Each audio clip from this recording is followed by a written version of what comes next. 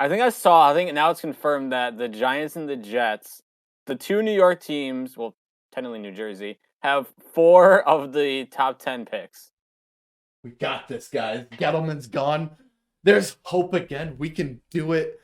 Next year, I'm coming with the same optimism, I promise you. What is going on, guys? It is playoff time. Nick's Picks is back for the wild card round, and I am joined once again by Ben. Ben, playoffs are here, and neither of our teams are here to join us. But we have a lot to go through before we get into wild card picks. So how are you doing come wild card weekend? Atlanta has the 8th overall pick. Some mock drafts had them getting the corner at LSU, and that's all I can hope for at this point. You know what? I did say the ceiling for Atlanta would be 9-8, 8-9. I'll say 9-8, so I was only off with 2 games, which honestly, better than I thought it was going to be heading into the season. I had the Giants finishing second in the NFC East, and I'm pretty sure you had the Falcons finishing second in the NFC South. So one place down. 2 places. Surprisingly. So, speaking of preseason picks, guys, we did make preseason picks way at the beginning of the season, before the season started, hence the term preseason, and those had point implications in them on the total. So, currently, going into the playoff round after week 18 was all said and done, the current score was 202 to 195. I have pulled ahead by 7 points on Ben going into the playoffs. But when it came down to it, we had our top 7 teams in the AFC and the NFC where we thought they were going to land in the playoffs. Well, if we got any of those playoff teams correct, they were worth 1 point. If we got the seed in which that they placed in correct, we would have gotten 2 points for that instead of 1 point. So Ben, in the NFC, Ben got 4 playoff teams correct, one of which he got the seeding correct, which was the San Francisco 49ers. He had them at the 6th seed. That was correct. He also got the Tampa Bay Buccaneers, the LA Rams, and the Green Bay Packers as playoff teams correct. So Ben got a total of 5 extra points for the NFC. And the AFC side, he had the Chiefs, Titans, and Bills all making the playoffs. He actually got the Bills seeding correct at the 3 seed, so that was 2 points there, bringing his total of preseason picks of the playoffs to 9 extra points onto his 195 total. And Ben had a dark horse team. If you remember, we had dark horse teams at the beginning of the season. Ben had the Dallas Cowboys. I had the Washington football team. Well, the Dallas Cowboys ended up being a lot more than a dark horse team. So Ben gets a point for Dallas making the playoffs as well. So Ben finishes with 10 points from the preseason picks. On my side, I had 6 points in the NFC. I got a point for the Bucks, Rams, Packers, and Cowboys all making the playoffs. And then I got 2 points for the Arizona Cardinals finishing at the 5 seed. So that was a total of 6 points for the NFC. In the AFC, I didn't get any of the seedings correct, but I did get the Chiefs, Bills, and Titans all making the playoffs. So a total of 3 points in the NFC, bringing my total to 9. Like I said, Washington football team was my dark horse, so I didn't get a point there. So 10 extra points for Ben, 9 extra points for me, bringing the new total to 205 for Ben, 211 for me. Ben is now down 6 points, 211 to 205. And I would like to point out, a new record has been placed by technically both of us. Last year, the final score was 203 to 200, but me scoring 203. So that was the current record for Nick's Picks points in a season. We have now both eclipsed 203 points heading into the wild card round. There were a lot of extra points this year, so it was kind inflation. Inflation. So that all being said, guys, let's get into the wild card round. We have divvied it up to where we are each talking about 3 games out of the 6 games that are in the wild card round. However, all the games are worth the same amount of points, whether we talk about them or not. They're all worth 3 points, and then we will still have the 2-point conversion at the end. But we will start with the 3 versus 6 matchups. I have the Buffalo Bills going up against the New England Patriots. Ben will have Dallas and San Fran. But the Buffalo Bills go up against the New England Patriots. This is an AFC East matchup. First time these two played each other this season. It was in very, very windy conditions. It was a very defensive game. There was not a whole lot of passing going on in this game. So Josh Allen was pretty much taken out of this game completely for Buffalo, which, as we've come to notice, that is pretty much all of Buffalo's offense. So that didn't happen the second time the Buffalo Bills and the New England Patriots played each other, and the Buffalo Bills came out with that win. So they're 1-1 going at each other for the third time this season. They're my Super Bowl pick. I can't have them lose in the first round. That would just Come be on, wrong. do it. No, I can't. It's a very common score for me to go with the game of the week, and to me, this is the game of the week. This is probably one of the better matchups besides the Rams and the Cardinals, in my opinion. But 30-27 is a typical score for me, but I'm going with it. Eventually, I'll get it right. 30-27, I have the Buffalo Bills beating the New England Patriots. Josh Allen, to me, as long as weather doesn't really play a factor, they're in Buffalo. Where we live isn't very, very far from Buffalo, and we have had very, very cold, snowy, windy weather lately, so hopefully that's not going to be too bad of a factor for Buffalo this weekend.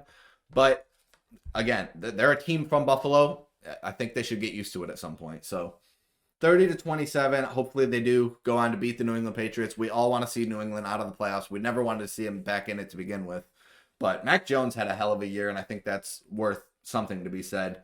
But 30-27, like I said, Bills over Patriots. Well, that's one pick we already differ on. Of course. And now I got the Dallas Cowboys going up against the San Francisco 49ers. A rivalry from like the 90s, basically, when they would go back and forth the Super Bowls. Both these teams, very different since then, obviously. I think the Niners have the far better defense, at least not even just on paper. And Deebo Samuel is just... I guess he's auditioning to also play quarterback this year because he literally, like, can do it all. I think he is like just the definition of a Swiss Army knife as a football player. You just get him the ball, he can do whatever you need him to do. And Dallas, look, they are a very good team. I don't think they're gonna win this game. I just think I also have the same nine fan. I was gonna say nothing like Dallas, they get to the cusp of being great. Like Dak he was a dark horse for an MVP. Well, Zeke I don't really care for, but their offense is great. Micah Parsons is looking like just an absolute stud as a defensive player. Like they have great players, and you could argue they're a more talented team than the Niners. But Nick, you know this as much as I do. Soon as the Cowboys they get there, they're about to break, they're gonna do it, and then they falter. They choke in these big moments. Probably more. Actually, no, Atlanta's worse than that. But anyway, long story short, I had the Niners win this one no matter what, 24-20 over Dallas. And for the love of God, I will hope that happens because you know what? It'll put a smile on my face at least. It'll make the weekend a hell of a lot sweeter. We move on to the 4 versus 5 matchups this week. The Bengals go up against the Las Vegas Raiders, who got... I'll get into that in a second. And Ben will have the really good game this coming weekend, the Rams and the Cardinals. Didn't expect that to be a 4 versus 5 matchup. Neither did I. Well, obviously, I picked the Rams higher, but... Right. I have the Bengals going up against the Las Vegas Raiders. Now, the way that the Las Vegas Raiders got into the playoffs is kind of funny.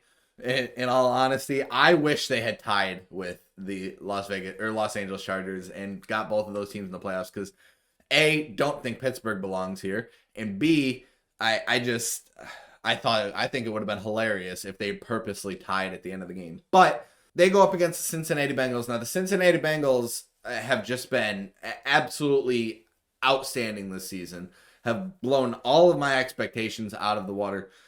Joe Burrow specifically, and I'll get to him in my 2-point conversion. But I think the Bengals have a legitimate shot at making an AFC championship run this year. If the Bengals get to play the Titans in the second round, I think the Bengals find their way into the AFC championship game. I think the only team that stands in their way right now is the Kansas City Chiefs. But As for this game, I do have the Cincinnati Bengals winning this one 31-23 over the Las Vegas Raiders. Um, Look, I will say Derek Carr is probably the one quarterback in the league that has grown on me the most this year, just by the way that he played and by the way that he presents himself, his demeanor and his sportsmanship and all that. But um, specifically the way he's played on the field this year and what he brought this Raiders team to. Because I mean, if you go back to the preseason picks, neither me or Ben thought very highly of the Las Vegas Raiders at the beginning of the season. So for them to have made it this far into the season is definitely all on Derek Carr's shoulders. But I do think that they are running into a very, very tough 4 seed in the Cincinnati Bengals. So 31-23, I do have the Cincinnati Bengals winning this one over Las Vegas. All right, and now I got a divisional matchup between the Rams and the Cardinals. This honestly, hang on. Before you get into it, can I just say, because you just said before this is one that you think we're gonna differ on, and I already know you're picking the Rams. Can I just, I'll throw. Yeah, I mean, I am picking the Rams. Pick your Super Bowl team. Yeah. I want to pick the Cardinals. But why does it have to be the Rams first? Why couldn't they have played Dallas first? Why couldn't they have played like Tampa first? Tampa, maybe, yeah. I will tell you this. Yes, I am picking. Yes, I'm picking LA. I think I'm picking LA too, to be honest with you. But I haven't written it down yet, so it could change between now and when I write it down there. Literally, this is probably. I'm actually glad this is like the Monday night like wild card game, basically like the Mega Cats. Like this 100% deserves it. Maybe Bills and Patriots, because again, that's a divisional matchup, like rivalry game. But this is a good game. They split in the regular season again, just like the Bills and Patriots. But the one thing that is keeping me, not only because it's my Super Bowl pick, but the reason why I'm picking the Rams to win this game, to beat the Cardinals 30-24 over them, is because they are the more healthy team heading into this. The Cardinals lost DeAndre Hopkins. They have a lot of injuries on that defense. J.J. Watt was gone halfway through the year.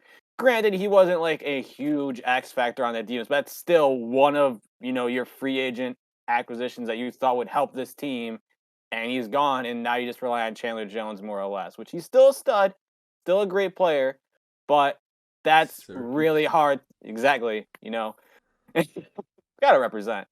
But I will talk more about a particular player in this matchup who may or may not.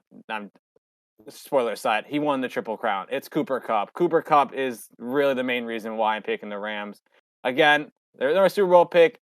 Not much more to say. Again, I have them winning 30-24 over Arizona. And by God, this is going to be a great game to watch. Okay, and we finish it off with what's probably the easier matchups of the playoff rounds. The 2 versus 7 matchups. The Bucks go up against the Philadelphia Eagles for my pick. And Ben will have his first AFC matchup. The Chiefs going up against the Pittsburgh Steelers. So, like we said, these are the 2 7 seeds here are 2 teams that I feel like. I mean, we all have our opinions, right? Yeah. And some are more right than others. And I'm not going to say that my opinion on the Eagles or the Steelers are right. But do they really deserve to be in the playoffs? Like, do either team really? And if the Bucks or the Chiefs get eliminated by either of these 2 teams, and everyone's gonna be like, "Oh, you were wrong" or whatever, I don't know. I don't think they belong here. The Tampa Bay Buccaneers, they have the much better defense. The Eagles' offense has been just so inconsistent all season long, and I mean, Jalen Hurts is really not the answer for Philadelphia, and I'm honestly glad that they made the playoffs this year. Because they're already getting the Colts pick, so I didn't want them to, get better picks by sucking.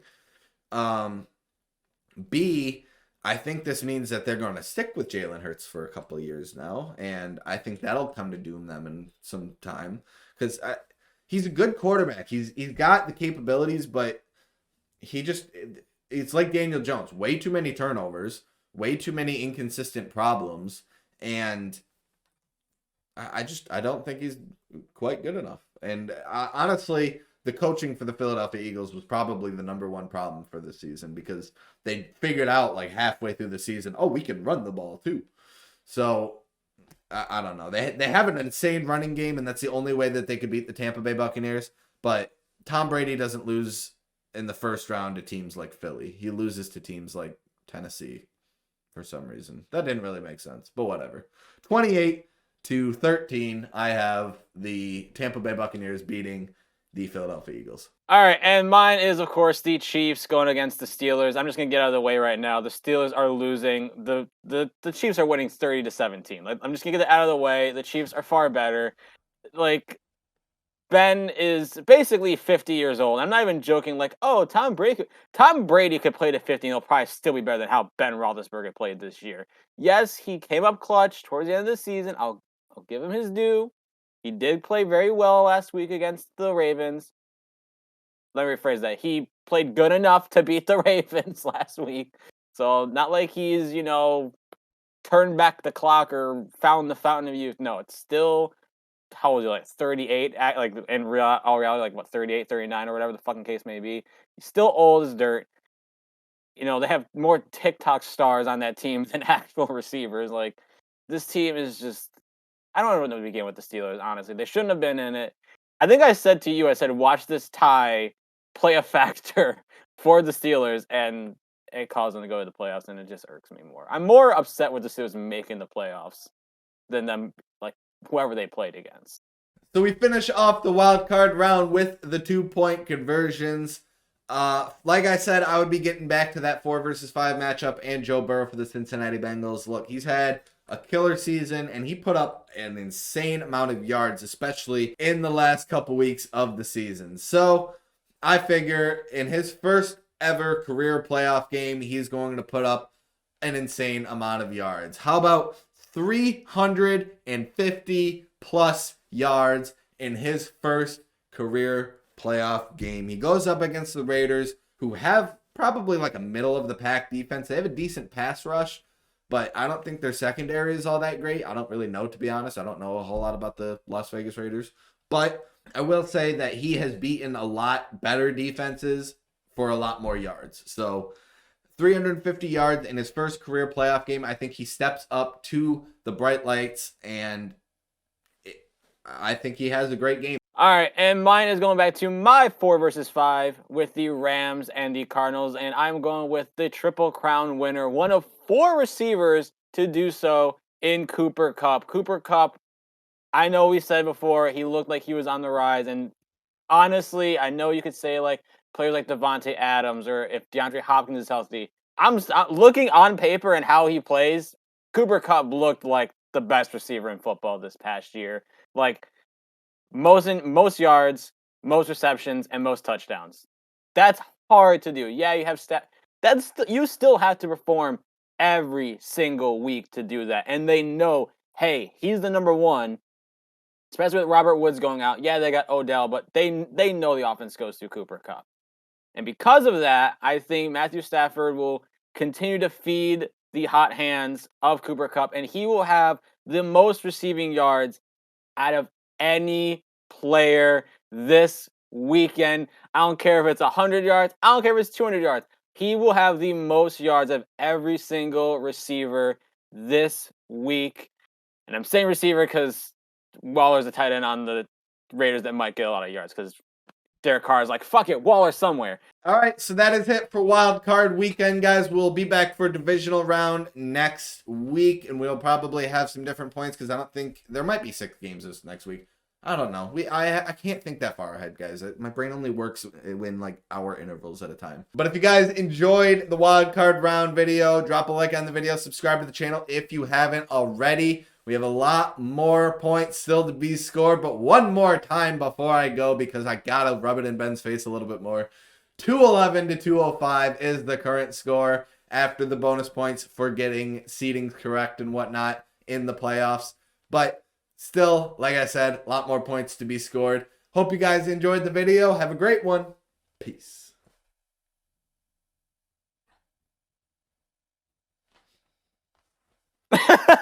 This video will go on for a while. Fine. It's like dance monkey.